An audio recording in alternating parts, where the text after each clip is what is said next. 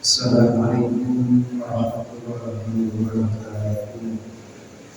Bismillah, alhamdulillah, wassalatu wassalamu ala rasulillah wa ala alihi wa ashabihi wa man wala amma ba'du. Bismillah, yang dimuliakan Allah Subhanahu wa taala.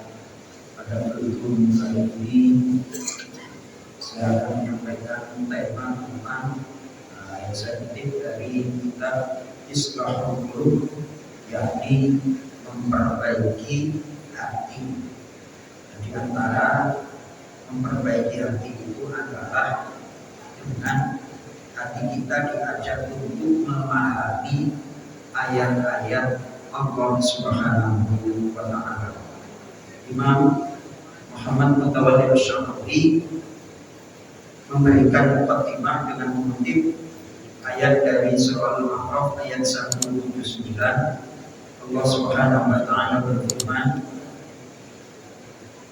"Wa laqad zara'na li jahannama katsiran minal jinni wal insi lahum qulubun la yafqahuna biha wa lahum a'yunun la yubsiruna biha وَلَهُمْ آذَانٌ لَا يَسْمَعُونَ بِهَا أُولَئِكَ كَالْأَنْعَامِ بَلْ هُمْ أَضَلُّ أُولَئِكَ هُمُ الْغَافِلُونَ. Yang artinya, dan sungguh benar-benar kami telah sediakan neraka jahanam untuk kebanyakan dari golongan jin dan manusia.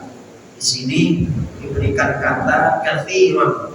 Jadi penghuni neraka jahanam itu banyak dari kalangan jin dan manusia.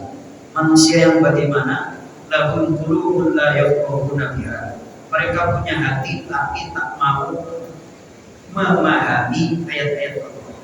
Wa lahum a'yunun la yubsiruna biha. Mereka mempunyai mata akan tetapi tidak mau melihat kekuasaan Allah, ayat-ayat Allah. Walahum a'dzanun la yasma'una biha. Dan mereka mempunyai telinga namun tak dipergunakan untuk mendengar ayat-ayat Allah.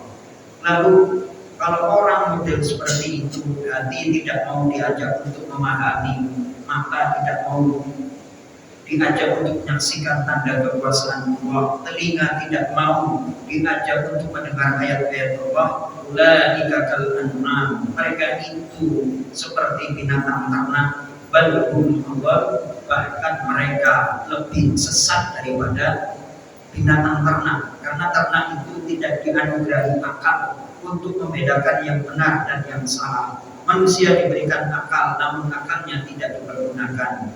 Ulaika humul ghafilun, mereka itulah orang-orang yang lalai.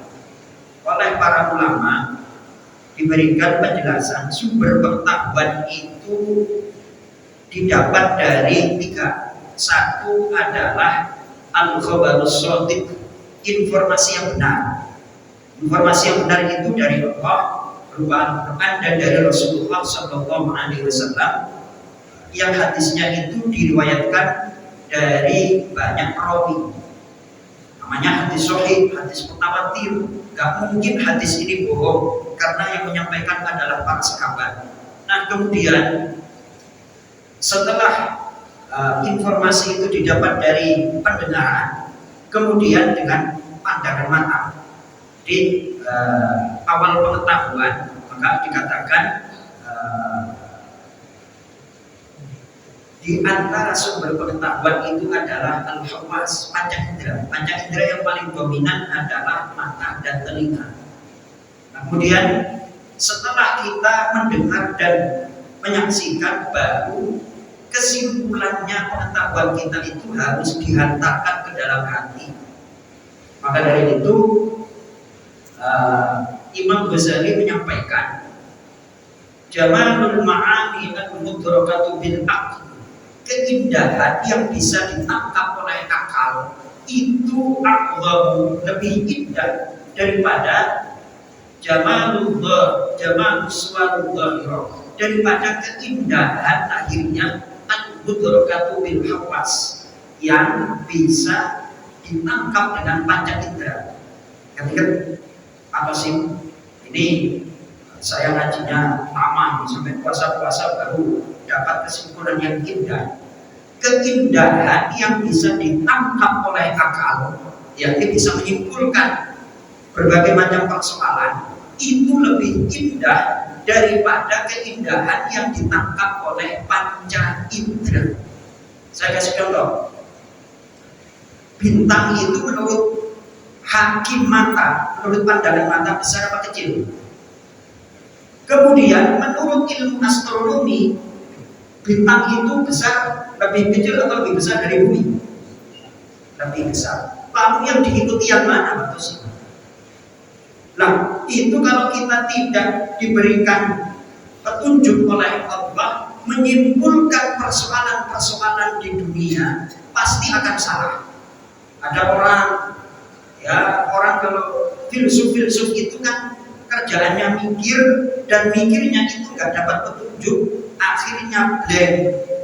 Ada teori ekonomi sosialis, ada Karl Marx dan lain sebagainya. Oke, itu adalah kesimpulan mereka, tapi kesimpulan yang tidak mendapatkan petunjuk dari Allah Subhanahu wa Ta'ala, sehingga kesimpulannya, kebenarannya bersifat temporer.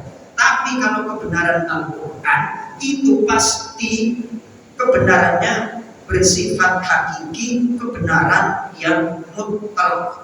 Nah, dari sini tadi ada orang kalau akalnya itu hidup makrosi. Saya senang ayat-ayat sekarang itu hanya tentang besaran Allah. Jadi saya hafalin itu ayat-ayat yang tentang besaran Allah. Ayat rakaat pertama tadi saya baca.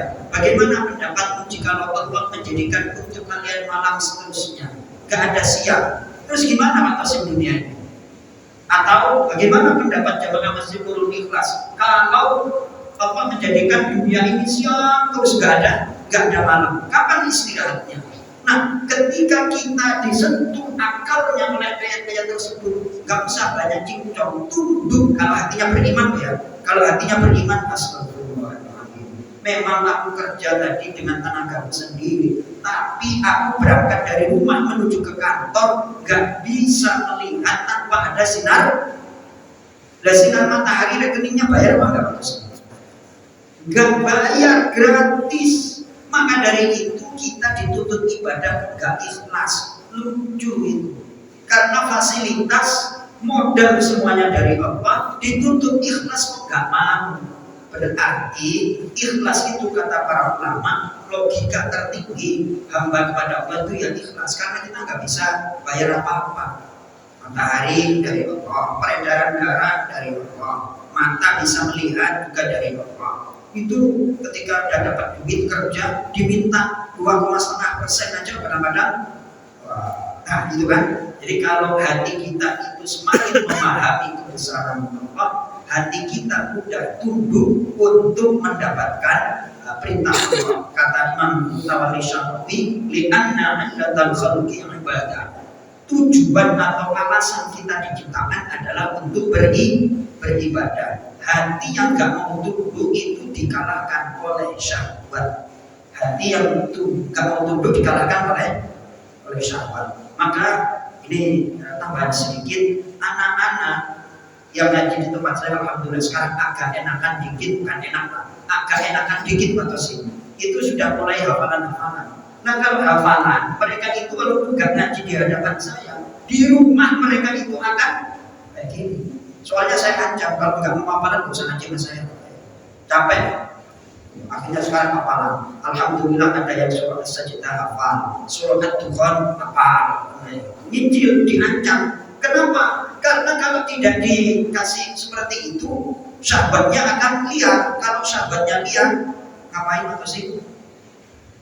Wah, nggak mau mikir.